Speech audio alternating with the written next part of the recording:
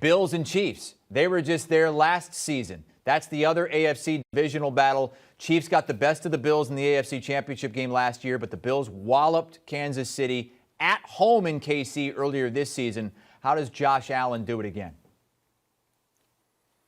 He keeps on doing what he's doing, particularly over the last 3 to 4 to 5 weeks. And I said last week their best chance to win was to put the ball not only in Josh Allen's hands, but on his legs that are probably a little bigger than Derrick Henry's, for being honest. And that's exactly what happened. He was able to run the ball a lot, did it effectively. Devin Singletary is also playing really well. Some of his best football, the running back for the Bills there. And look, I think it's a fair argument to say that Josh Allen has had a better year than Patrick Mahomes, and he is much closer to the MVP than Patrick Mahomes is, although they are both close. That said, I think Josh Allen is going to be the only reason, or the primary reason, why this team wins. You can't win this game if you don't have Josh Allen playing at his best. He can do that. Since his second season, I believe, that Houston Texans playoff game where he sort of lost his mind and made some silly mistakes at the end there. We have not seen that Josh Allen. He has always been on point. He's always been laser focused, and he's almost certainly always made the right decisions. And I think that has to continue in what will be the biggest game of the season for both teams, of course. And this is a much different Chiefs team than the one that the Bills saw back early on in the season, about a month into the season. The defense, much, much better. But, bless you, Amanda.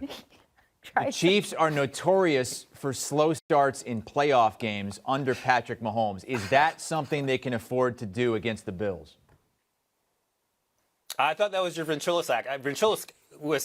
I can't even say the word. I was blown away by the sneeze there. Oh, yes, bless you, Amanda. I hope you're okay there.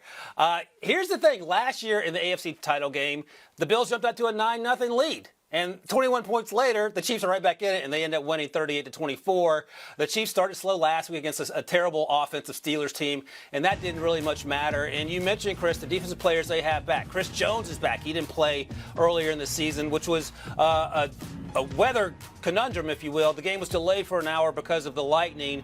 They have L'Jarius Sneed back. They traded for Melvin Ingram, who will be an edge rusher for the Chiefs. He played really well in Week 1 against the Bills when he was with the Steelers. So there's a lot of reasons for optimism there, and perhaps the most important reason, Andy Reid and Patrick Mahomes, and of course Tyreek Hill and Travis Kelce.